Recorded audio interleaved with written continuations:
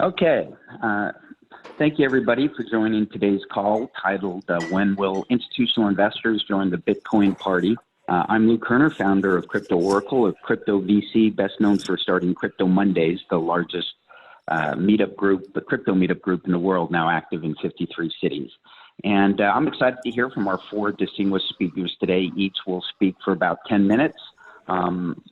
From their particular vantage point, and then we'll open it up to questions from the audience. And anybody can submit those questions via the chat application on Zoom. So, just type in the question, and we'll get to all the questions that we can at the end of the formal remarks. And so the genesis of this call today was Bakkt's launch of its Bitcoin future contracts last month. And the highly anticipated launch was obviously highly disappointing in terms of its volume and its near-term impact on Bitcoin's price.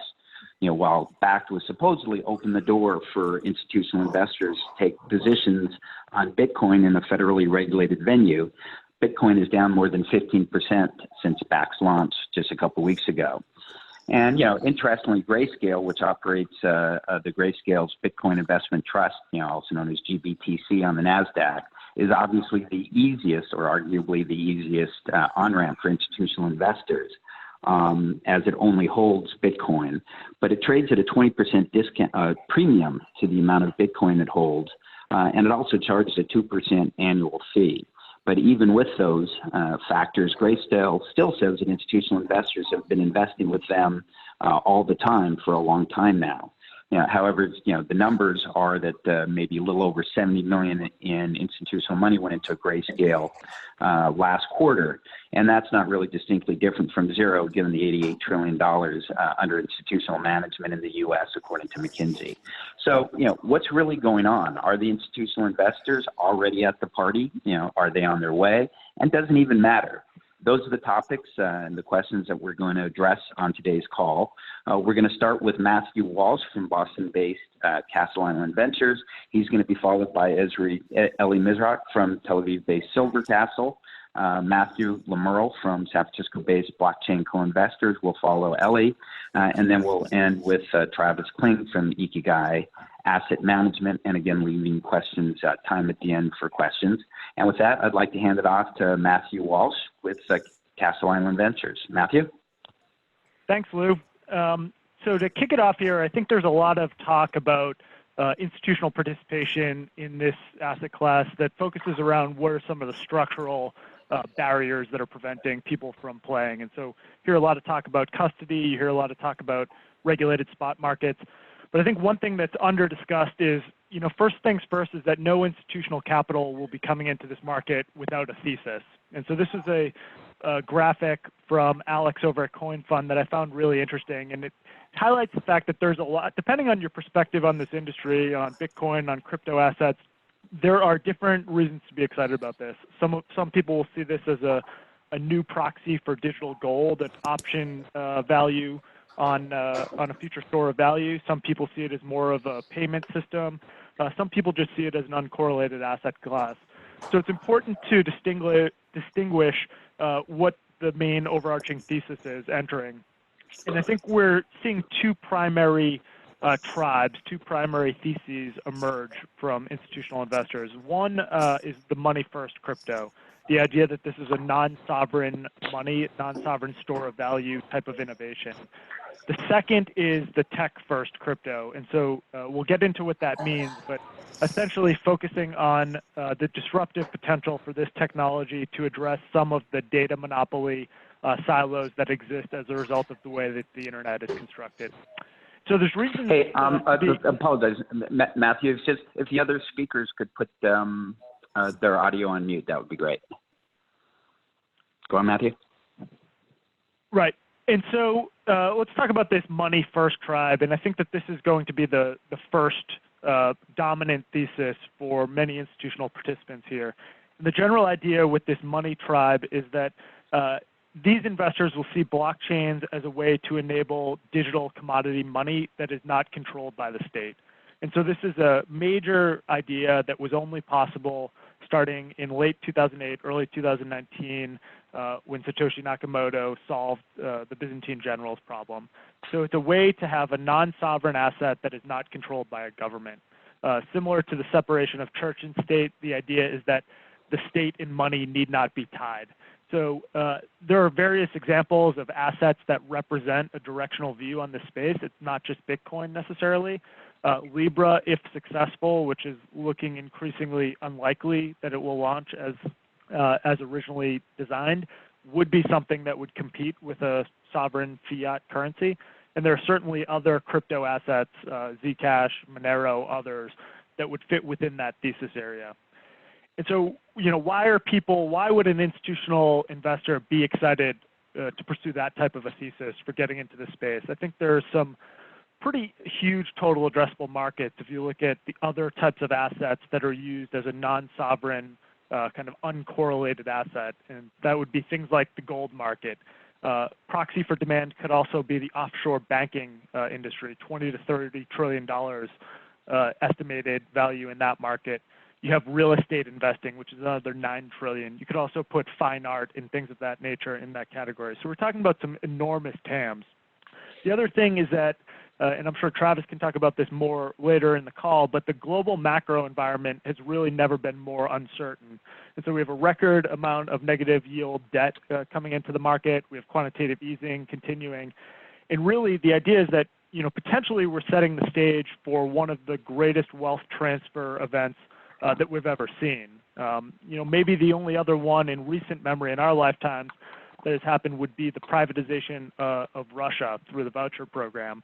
But we're talking about some total addressable markets here that are enormous. And so, within that money context, you do start to see some really large institutions starting to move. So Fidelity, ICE, backed CME Group, we'll talk about all of these. The second thesis that is emerging here is the tech-first tribe. And so this is a school of thought that sees blockchains as a way to really fundamentally re-architect the nature of the internet itself. And so we're talking about creating products and services that do not have platform lock-in. The age-old example that people like to cite here is Zynga. So you build a product on top of the Facebook platform, and you wake up one day and they're not your platform provider anymore. They're your direct competitor. Another example that people like to use is, what if you were an Uber driver and you wanted to port your reputation score over to another platform, as opposed to starting from zero and rebuilding your 5 stars and your 4,000 rides? What if you could just port that over and have an identity that is tied directly to you as opposed to tied directly to a third party?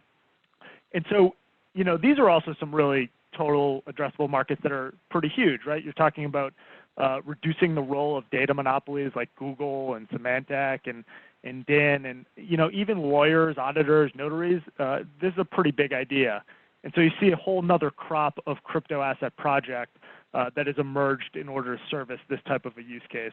Anything with the smart contract platform category would really be going after some of these big ideas.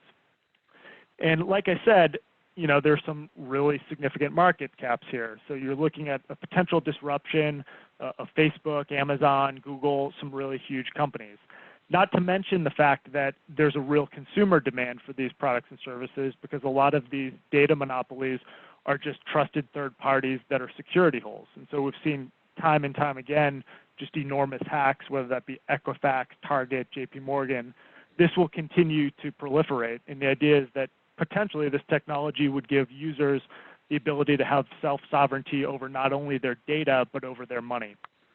And then to close this portion of it, I think it's instructive. This is a term that Chris Dixon came up with a few years ago, but what the smartest people do on the weekend is what everyone else will be doing in 10 years. And so this just speaks to some of the talent that is flowing into this industry right now. And that's certainly another thing that's getting a lot of people's attention on the institutional side, is just the amount of talented folks that are streaming out of big tech companies, big financial services firms that are building some of this infrastructure, to take this to the next level. And so my view is that both the money crypto and the tech crypto will happen, but it's just a matter of stages. We've seen a ton of distractions with ICOs. I think the SAFT itself may not work either. This Telegram news is something that we'll be hearing about for weeks and months to come, and I'm sure anyone who's invested in a large pre-launch product right now is really worried about the viability of these SaaS converting.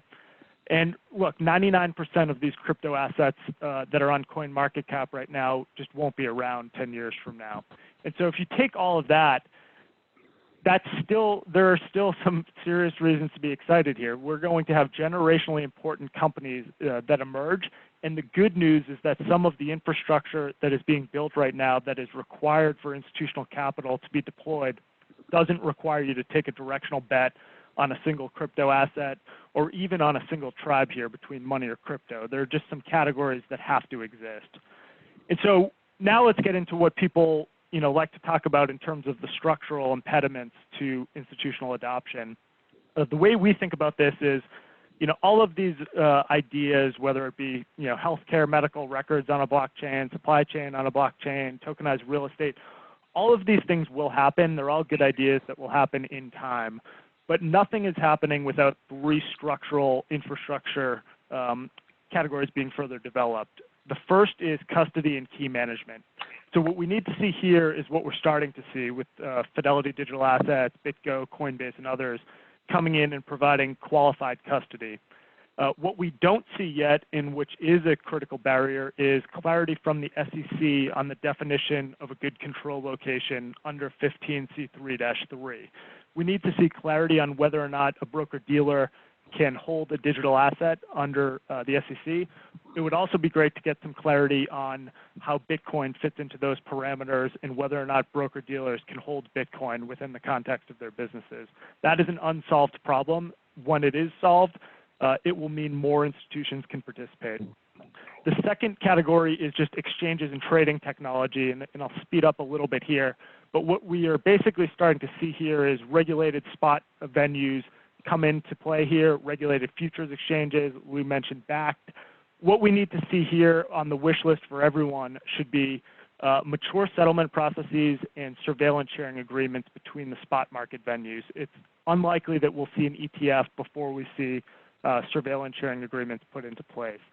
And then lastly, to close out, the category that is most under-discussed but is most required for institutional participation is just robust data providers that are actually able to quote a reference rate for a digital asset and allow an institution to mark P&L on a position. Right now, if a large financial institution wanted to hold a crypto asset, they would have a really hard time coming up with a fair value, and taking a price off of an individual exchange or a coin market cap is just never going to happen for a lot of these large institutions. So we need service providers to emerge at institutional scale in order to provide some of these services.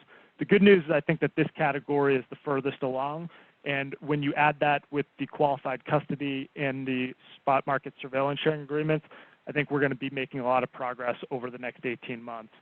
And so just to close out my portion here and before we hand it off, I think the conversation that the institution should be having right now is at minimum just rethinking their strategy of just hoping that Bitcoin goes away. It's clear at this point that we're well beyond that, and that the most talented institutions are really spending a good deal of time trying to figure out where they fit into this infrastructure stack. And so that closes it for me. Okay, terrific, Matt. That was great. Really put it into a lot of things into perspective. So now we'll hear from Ellie Mizrak with Silver Castle. Ellie? Hi, guys. So let me just get my screen on.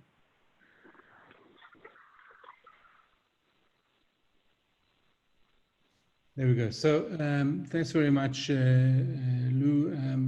My view on this, I think our point of interest is when will financial institutions start entering the crypto market? And by financial institutions, we're talking specifically about financial institutions that manage other people's money, manage the world's wealth for a lot of people that hold that wealth. And although we've been seeing some of these financial institutions start stepping into the game and build their ability to be a player, we haven't yet seen any major moves or consistent moves across various geographies of money managers and asset managers investing directly into the crypto market.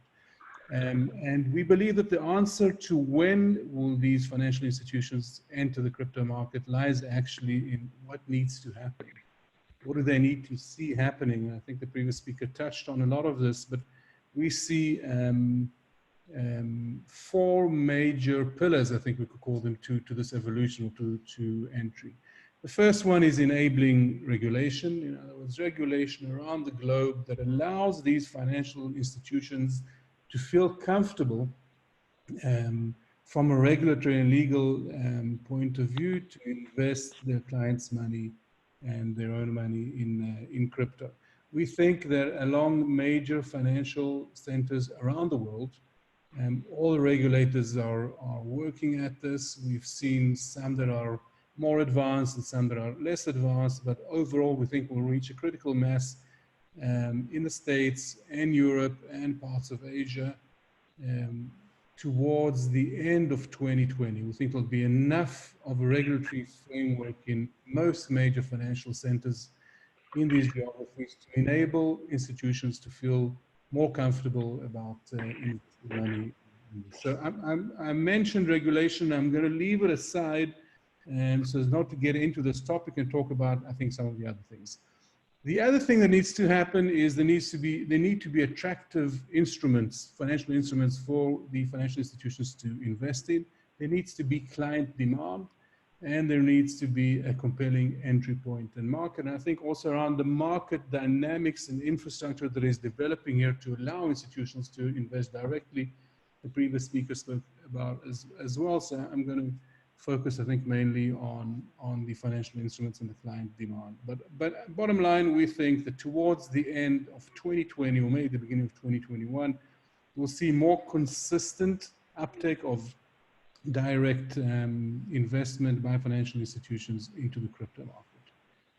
So we think that the new asset class has evolved here, and the evolution of this new asset class is what will drive institutional involvement. The first thing to note here is that we think that for the first time in a number of decades, we see here true financial innovation in the way we can trade and deal in finance. And the whole idea of smart contracts, tokens that are divisible and programmable, and this is the first true financial innovation we've seen in the financial market for a long time. We think that this will be compelling and attractive to almost any finance and asset manager around.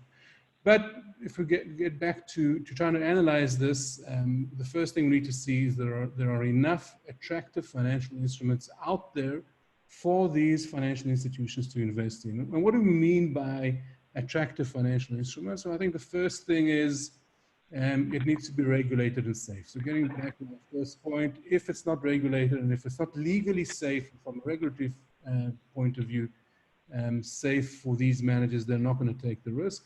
And this is a basic tenet and need for the market is to have enough regulation in place. Once we have that regulation in place, the next thing is that they need to understand the economics and the financial modeling behind this. So if you come, if we see the market arriving again with products that are really, really complex in the way they're valued, the valuation models are different to the way we've been modeling economics and finance in the traditional capital markets, I think this will hinder the uptake of financial institutions. So understandable economics and models, they need to be large enough tickets, right? So no institution is going to analyze all of this and take the risk for investing, $1 or $2 million. They need to be having the ability to invest tens and maybe even hundreds of millions of dollars in a certain move. And liquidity, which is again also a major hurdle now. All the things we're talking about, the whole world of security tokens and where this is going, which, by the way, we think that security tokens address a lot of these things. They're regulated, the economics are generally understandable, they're big enough tickets, but there's still no uptake and therefore no liquidity. That needs to happen too. And we're seeing progress being made. We're seeing some really, really interesting deals being structured big tickets, interesting platforms to allow the evolution of a secondary market in security tokens, in regulated coins. So we think it's on their way, it's on its way, but it'll probably still need to take 12 or 18 months before we see any serious uptake. The other thing that's really important for financial institutions is to feel that their clients, want this, that they're interested in this, that there's a certain level of interest or maybe even demand from the clients. And again, we're having a lot of conversations with financial institution managers around the world, particularly in Europe. They're saying that there is a lot of client interest and even demand around this. First of all, we're seeing compelling risk-adjusted returns over a number of years. Clients don't want to miss out on. It's still mainly uncorrelated as a market, and from a portfolio management point of view, it makes it interesting. And for clients that are looking for or continuously looking for new avenues of raising capital, this whole crypto world is obviously very interesting and compelling. The third point that I made, or the fourth point, is that there needs to be a safe entry point into the market. So these financial institutions need to feel that they're entering the market through an entry point, which could be a service provider or direct investment through infrastructure. But that entry point needs to be safe and at an institutional grade that they're used to. And this is where Silver Castle comes in, where we believe that we fulfill this need. All of us come from managing financial institutions, and we've designed the way we do business to allow financial institutions around the globe to enter into this market. Everything we do is about bringing financial products and services that will allow financial managers and asset managers a level of comfort and a perceived level of comfort to enter into this market. So we have institutional grade asset management, which is incredibly regulatory friendly, a bank grade infrastructure, regulated and insured platform and ecosystem, and an exceptional track record. And also the financial instruments that we deal with or that we build for future investment by financial institutions are all regulated. We do STO underwriting, but more importantly, we've set up an STO underwriting fund, and we've set up a crypto-backed debt fund. So all of these are instruments that are compelling to financial institutions, are regulated, are safe, are institutional grade, and we're doing this in the hope of luring them into this market.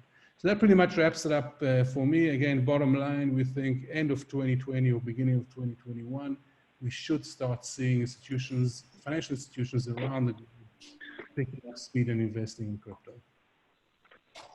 Okay, terrific. Thanks a lot, Ellie. And now we'll hand it off to Matthew Lemerle from Blockchain Co-Investors. Matthew?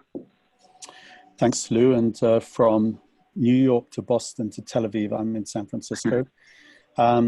Alison and I are the two principals at Blockchain Co-Investors. Alison is the former CFO by BlackRock, which is the world's largest asset management firm, and the two of us have worked with big institutions in the past. So this question of institutional readiness is something we care a lot about.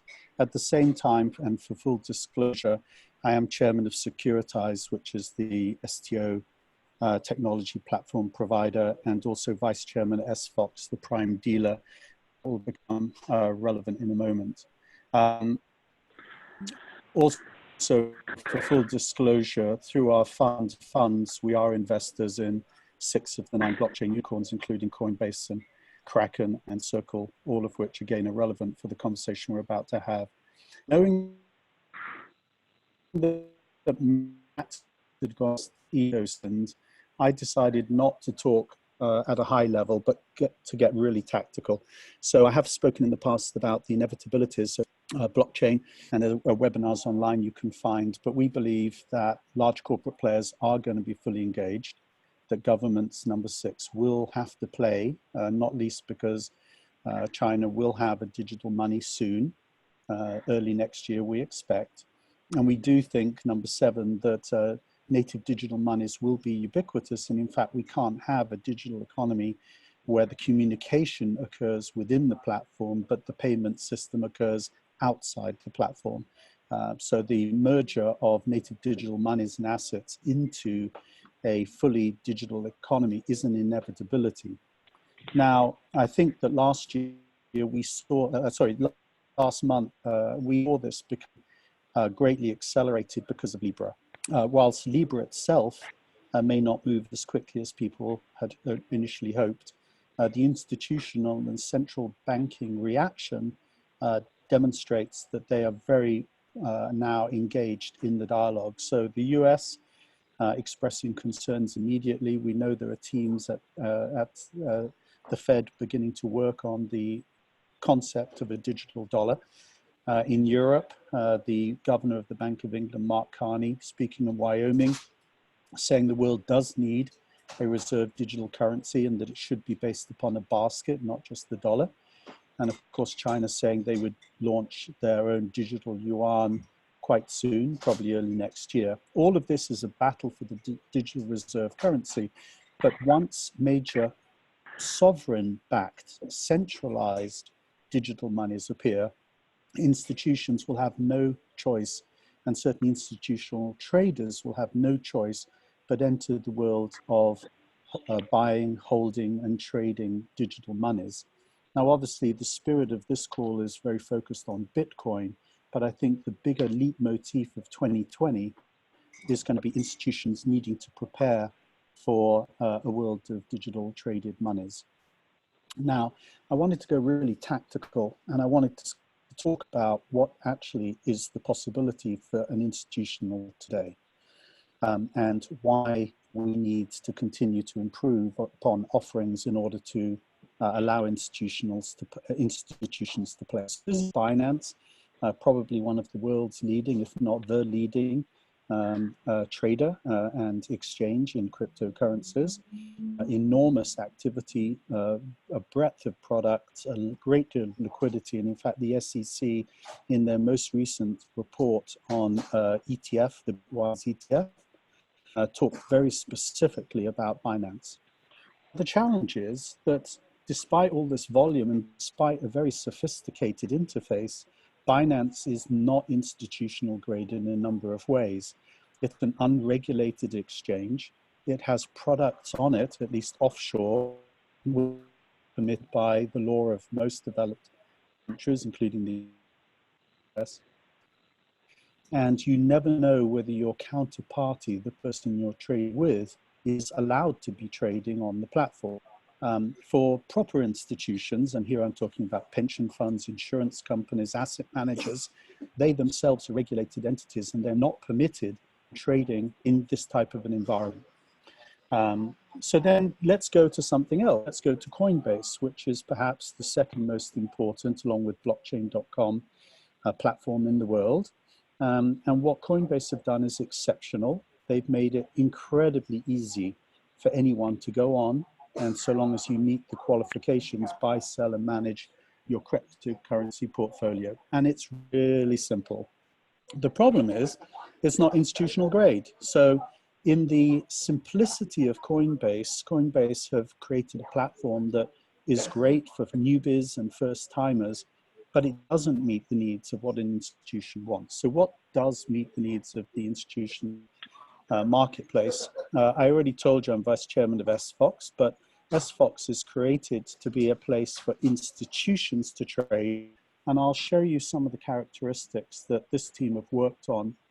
And it's, I think, sort of gives you a sense of where we're heading. So this is the SFOX institutional platform. And what's very important about this is, first and foremost, it combines the order book. So looking across, for example, Kraken and Gemini and Bitstamp, SFOX as a prime dealer creates a combined order book.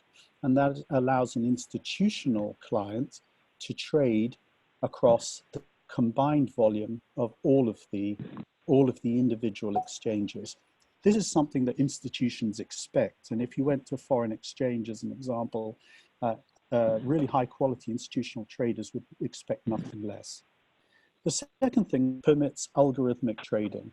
And I just pulled out the example of a polar bear. A polar bear is a specific type of order where you fill the order top down from the combined order book in a disguised way, so that the other side, your counterparty, the exchange or the trader on the other side, doesn't see the total scale of your trade, and yet at the same time you get to optimize your price by filling top down from the combined order book. In addition, we have things like swing for the combined order book. You can start really creating the tools that Matt and Eli talked about, tools that institutional traders expect, like volatility reports or cross correlations across product. Without these, an institutional trader cannot load up their algorithmic trading strategies with data. And in the absence of that, they know that they have edge, don't know that they have the ability to trade in the way that they expect. So the reason I highlighted this is because we believe that the institutions will have no choice but to trade digital assets, digital monies, as early as 2020 as sovereign-backed digital monies appear. We think that for most of them, it's a choice on whether or not they enter the Bitcoin market. But the point is that they can't do so without institutional trading platforms. And at minimum, institutional trading platforms need to do three things really well: combine the order book, permit sophisticated algorithmic trading strategies, and generate the data such as the cross correlations, the volatilities, and the combined and average pricing information that you can only gain if you see the entire combined order book as SFOX does. So Lou, I wanted to offer this up as sort of a, if you will, a peek into what's coming. But the bottom line is we think Binance has done amazing things, Coinbase has done amazing things, but neither of them are institutional ready. And that's what we're working on at SFOX. Thank you very much. Let me hand it back to you. And Matthew, that was just real quick. So I'm trying to, so you said Binance itself is not institutional ready, but trading on Binance through SFOX is institutional grade. No, we don't include Binance in the combined order book because Binance itself as an unregulated entity isn't a good counterparty. And in fact, if you read the SEC reports, so we're also investors and advisors at Bitwise, and it wasn't a surprise that the Bitwise ETF application was turned down. But if you actually read the report, you'll see the SEC saying the same thing. When such a huge portion of the Bitcoin total volume and liquidity globally is being managed on an unregulated entity called Binance, it means that the Bitcoin market itself can't be today as being truly ready for the legislators and regulators to permit institutional activity of the former, for example, an ETF. We're hopeful that Binance will itself move towards being a regulated entity. I think that if Binance doesn't figure out how to get itself into a form that most of us can engage with, I think there is a risk for Binance that it will be less relevant going forward. But as we sit here today, Binance is so much an important part of this equation that it does itself represent quite a barrier to institutional participation. Interesting. Okay, terrific. Thanks, Matthew. And now we will finish up with Travis Kling with Ikigai Asset Management. Travis? Thanks for having me, Lou. Appreciate it. I didn't put together any slides for this, but I did jot down about 15 different bullet points that I think in aggregate are my answer to when will institutional investors join the Bitcoin party, which is the title of this call, which implies that they're not there right now. Broadly speaking, I'm going to bucket this into infrastructure, thesis, and then nuance, which is sort of a catch-all of a number of different things. But I do want to say that there is an implication in the title of this that there aren't any institutional investors that are already at the Bitcoin party, and that's, I think, not true. I think a number of institutional investors are there. A number of global macro investors have gotten involved specifically this year in the context of what's going on with in the global macro landscape, which we can touch on a little bit more in a second. It is still, you know, a very small minority of the sort of total institutional investor pie or the total global macro investor pie that are involved in Bitcoin.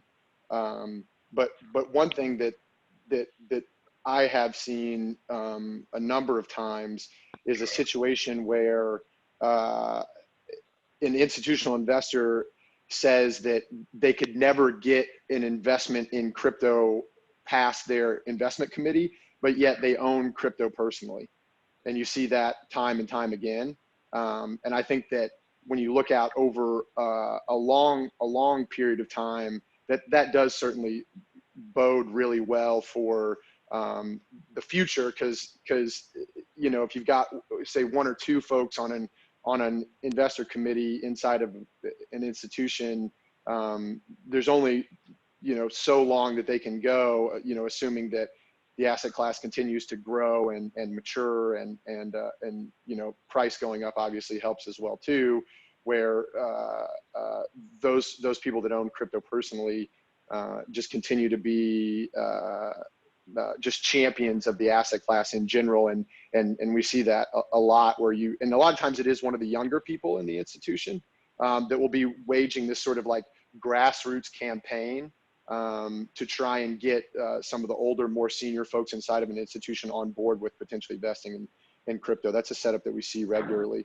I don't want this like list to sound like a bunch of whining, but sort of by definition, you know, if the title is "When Will Institutional Investors Join the Bitcoin Party?" the implication is they're not there. So what is sort of preventing them from being there? But I do want to kind of preface a lot of this with just saying we've covered a tremendous amount of ground over the last couple years. And things like Backed and Fidelity, you know, okay, the Backed launch was underwhelming day one volumes, but unequivocally that's going to help a lot over time. I think when we look back on this period of time, it'll be a big sort of, you know, shift from the end of one chapter to the beginning of another chapter when Backed was launched and when Fidelity started custodying Bitcoin. So over time, that's going to make a lot of difference, because increasingly you're getting the infrastructure in place that's necessary so that when that institutional investor does decide that it's time that they want exposure, they can feel good about the quality of the infrastructure that's in place to buy and sell and to keep their assets safe. Pomp's meme of "get off zero," I think has gotten a good amount of traction over the last year or so. You know, and that's from everything from the kind of high net worth individual all the way through to pensions and endowments. But I think that spectrum of investors are confused about how to get off zero. Do they just buy a little Bitcoin, take a 25 bips or 50 bips allocation of Bitcoin, and that's their you know, way that they get off zero? Or do they buy an index fund, because they've been buying index funds in equities for, you know, a decade now? So is that how they want to get exposure to the crypto ecosystem? Or do they want to go with a venture fund, because this stuff kind of feels like venture, and they've got a little sleeve of venture that they're already doing at the institutional investor level? So can they just do a venture investment in this space? If it's a venture investment, do they do tokens only? Do they do tokens and equity? Do they do equity only? Do they want to go with a liquid focused kind of crypto hedge fund? If it's a liquid focused hedge fund, do they want to do a discretionary hedge fund, or they want to do a quant hedge fund? And so it's that landscape that I think investors are trying to sift through, and the underlying landscape is moving so rapidly. And again, I kind of had a career in hedge fund investing before jumping into crypto.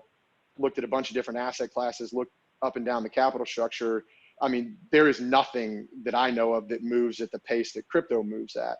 And so when the underlying is moving as quickly as it is, and these institutional investors are trying to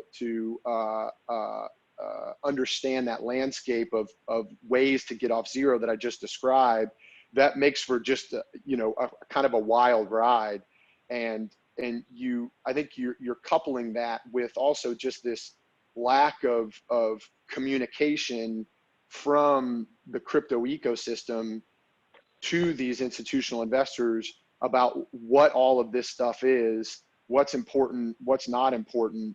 The tribalism that I think we see in the crypto ecosystem certainly doesn't help from an institutional investor's perspective on the outside looking in. And then you've also had this real narrowing of the asset class year to date, which has had Bitcoin really separate itself from an institutional investability perspective.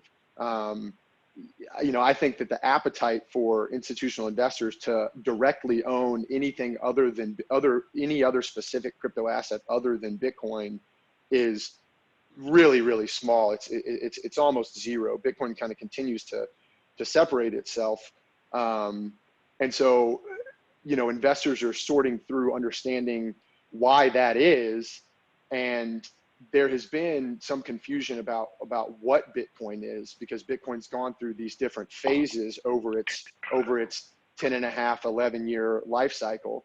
It started out as a science experiment that only a couple hundred people in the world cared about.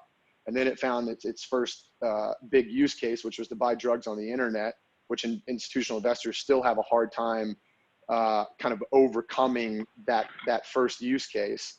And then it was blockchain, not Bitcoin.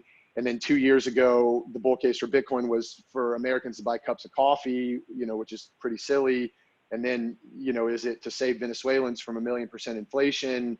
And so I always try and be as clear as possible. When speaking with institutions about what Bitcoin is, and Bitcoin is a non-sovereign, hard cap supply, global, immutable, decentralized, digital store of value. And that's a lot of adjectives, but each one of those is important. And it is an insurance policy against monetary and fiscal policy irresponsibility by central banks and governments globally. And that's important because the macro backdrop that we find ourselves in right now, if you really understand the macro backdrop and you really understand Bitcoin, it is a stunningly bullish backdrop for a non-sovereign form of money to gain mass adoption. We are in the midst of the largest monetary experiment in human history, and that's not hyperbole, that's unequivocal fact. Quantitative easing while simultaneously running increasingly larger deficits on top of increasingly untenable debt levels. And we're 10 plus years into that right now. And it's apparent now that central banks have no path to end the largest monetary experiment in human history. And in fact, they're just going to keep driving this train off the cliff with no real sort of solution in sight. And that is incredibly bullish Bitcoin. But I think institutional investors are, when you tell institutional investors that, then institutional investors ask, does that mean that Bitcoin's a store of value? And Bitcoin's not a store of value right now. Bitcoin is a risk asset, but it's a risk asset with a specific set of investment characteristics that become increasingly more attractive the more irresponsible monetary and fiscal policy is. And investors that are investing in Bitcoin today are speculating that Bitcoin may become a store of value one day, because there is a framework around which you evaluate potential stores of value. And it's an Austrian economics framework. It's the 6 characteristics of money. It's durable, it's divisible, it's portable, it's uniform, it's accepted, and it's scarce.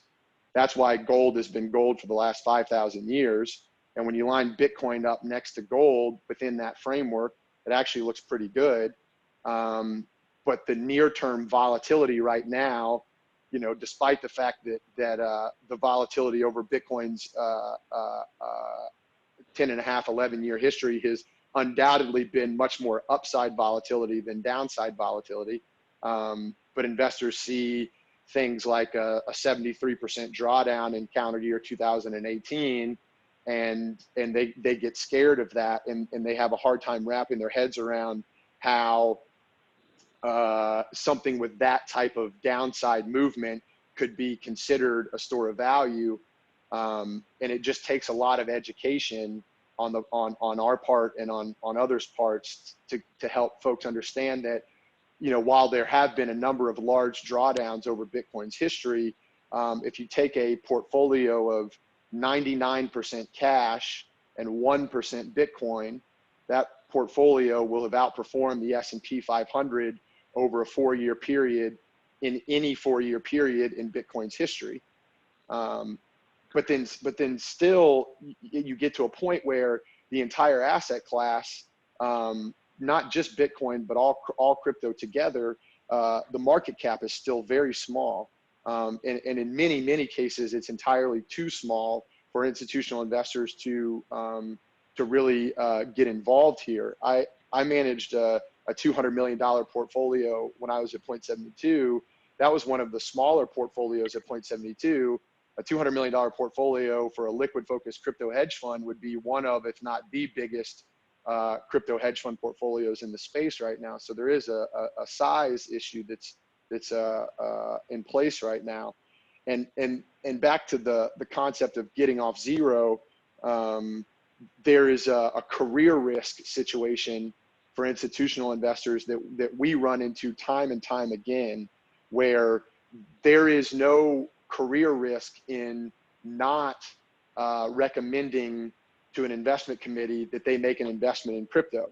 If Bitcoin goes and does a 10-bagger over the next 3 years, there will be no institutional investor that gets fired from their cushy institutional investor job for not recommending crypto. On the other side, if you do sort of stick your neck out and get involved, and then you have something like November 2018 happen, or even something like September 24th, 2019 happen, and investors, an institutional investor has to deal with the volatility of their capital account statement, where say the CIO of an institution is then, you know, breathing down the junior guy's neck that stuck his neck out to make the recommendation to get involved in crypto. There's just that career risk situation is a difficult thing to kind of get over. Having folks like Yale involved, Andreessen involved, Sequoia involved undoubtedly helps.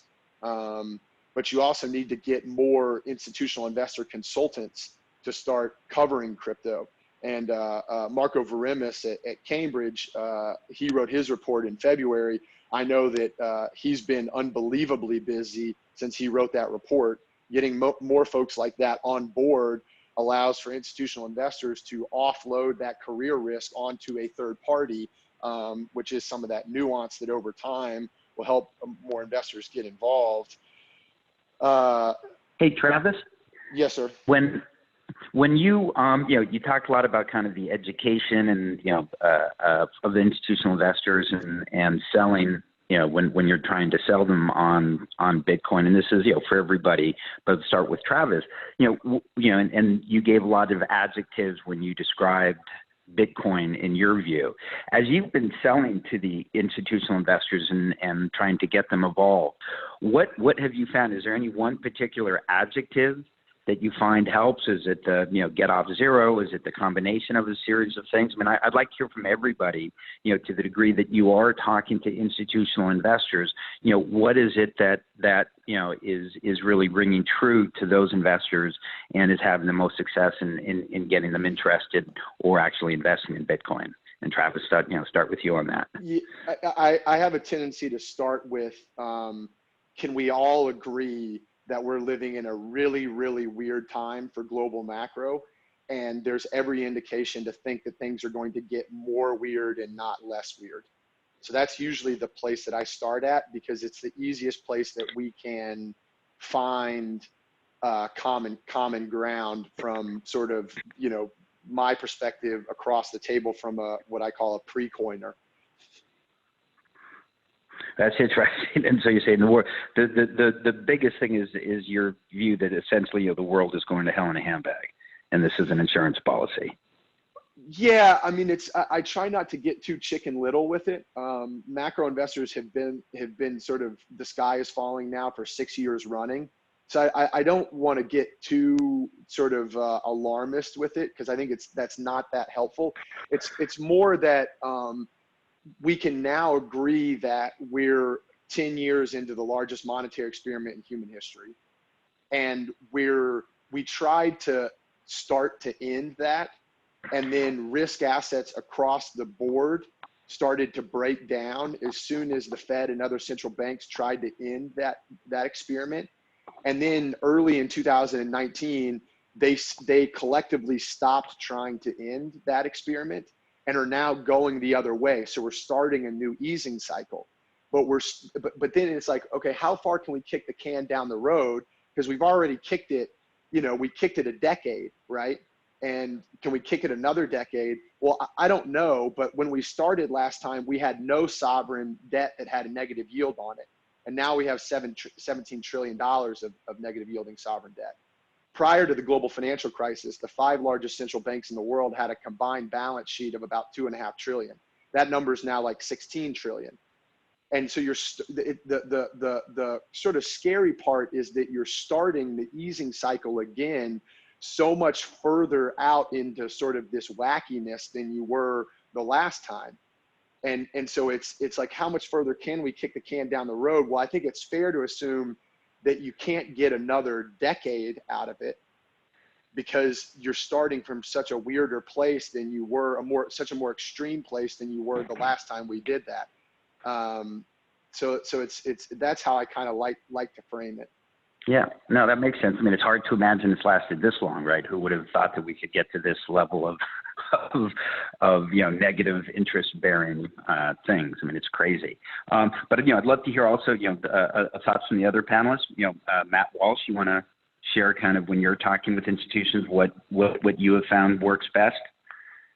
Yeah, so I think the thing I like to start with is just understanding structurally how they invest and what they invest in. So you'll have institutions that, don't want to hear about Bitcoin on the basis of, hey, I don't invest in gold, so why would I be interested in this? And so, I think Travis's point around the Cambridge Associates framing is an important one, because there will be institutional investors that see this either as through the context of, do I want direct exposure? Do I want intermediated through a hedge fund exposure, intermediated through a venture fund, or potentially through an index fund where you'll have RIAs that see something like the Grayscale or the Bitwise index products as being very attractive. And so I like to start with the structural limitations of the investor and then dive into the specifics around the thesis. And I think the thesis one is an important one, and that's where I dig into the kind of the virtues of Bitcoin and some of the characteristics that make it attractive as a potential non-sovereign asset. And again, is there any particular, or do you find something different rings with true to different investors? I think that this story around global macro uncertainty in these trying times is one that really resonates. I would say in the RIA community, there's certainly a big fear of missing out right now, where RIAs are being approached by their clients left and right, their high net worth clients, and they're saying, well, what's your opinion on Bitcoin? Why am I not in this? And so that's it. I think that segment is much more motivated by a fear of missing out and a general fear of not being well educated around a thesis. Interesting. Ellie, what do you find works best in terms of getting people at least open to or actually investing on the institutional side in Bitcoin? Well, I think a lot of the talks that we have, particularly in Tel Aviv and around Europe, are it's more on the positive side of the type of returns that you can get and how that fits into your portfolio management strategy, rather than frightened about where the world is going to. So a lot of people are looking at this and saying, do you think that we can make interesting money off this in a safe way? And I think once you convince them that it's no longer just sort of a wild west or a jungle, but you have institutional grade players. You have regulation that allows you to start getting into it, go through the banking system. Everything is audited, administered, regulated, and stuff like that. It suddenly opens up this opportunity that says, all right, well, it's pretty much like investing in almost any other asset class, but it's interesting returns. It's pretty much uncorrelated. Let's put in a very, very small amount of money. That's the one thing that often works. And the other side of it is obviously wealth managers, across the entire spectrum that have a lot of interest and sometimes demand from their clients saying, put a bit of my money into crypto or into Bitcoin. Then they're just looking for the safest and easiest way to do this. And that's usually where it works pretty well. And you mentioned the uncorrelated aspect of Bitcoin. How important has that seemed to be to institutional investors? Well, I mean, this is a pretty interesting selling point because they're saying, even risk-adjusted returns are high, across the last 2-3 years, even this year. But am I adding risk to my portfolio? Am I bringing in something that's really risky? So you have two parts of the conversation. One is the asset class itself is risky. It's extremely volatile, and a bunch of things could happen, and we could see a huge drop in the value. But on the other hand, the movement of this market is uncorrelated to almost anything. We're seeing a little bit of the beginning of a correlation to gold, but that's pretty much it. And I think that this is a pretty big selling point. Yeah. Okay. The hour flew by. We've got a few questions that I'll ask the speakers to answer in written form, including on the follow-up blog post. We're also going to have a replay of the call available. But I'll end the call by letting Matthew Lemerle opine on his views of what works best with blockchain co-investors in getting institutional investor interest. Matthew? Thanks, Lou. I'll be brief, but I think you have to remember that institutional investors and traders have a core business, and that core business is traditional fixed income, public equities, and large cap real estate. And that's appropriately where they have to focus. And alternative assets, even if they're very important to us, and even if we believe they're important to the future, the reality is they're not very important to institutional investors in the short term. So I think this is a marathon, not a sprint. The institutions will be fully engaged when their core businesses, fixed income, foreign exchange, public equities, and so on, are being impacted by digitalization, digital securities, digital monies, and the like. And that's why I led off with what happens next year when we do have a digital yuan being rolled out in the Chinese sphere of influence, and foreign exchange traders need to begin to worry about that, because that's a core business issue. But bottom line, I think in this time frame, what we should collectively do is continue to educate and then give people easy ways to begin to get up the curve. And the easiest thing to offer one of these folks is 6 clicks and you've got a Coinbase account, free Fox account, Kraken account. Just begin to learn. When you understand, it will be too late to begin to educate yourself. I think that's the statement, right? When we had the Big Bang, the institutions that were prepared to do screen-based trading took over the world, and the institutions that hadn't been preparing for a couple of years fell off the map. So encourage the institutions to experiment today, open an account, but only in a regulated and carefully managed environment. And don't expect they're going to put their core business into this space anytime soon. But I think the digital yuan and the digital dollar will start making this very real probably next year. Wow, super interesting. Well, that was great, guys. Thanks a lot, Matt. Matt Walsh, Matthew Lemerle, Ellie, Travis, you were all great. And thanks everybody for calling in. That's it. Goodbye. Thanks very much. Thanks, guys. Bye-bye.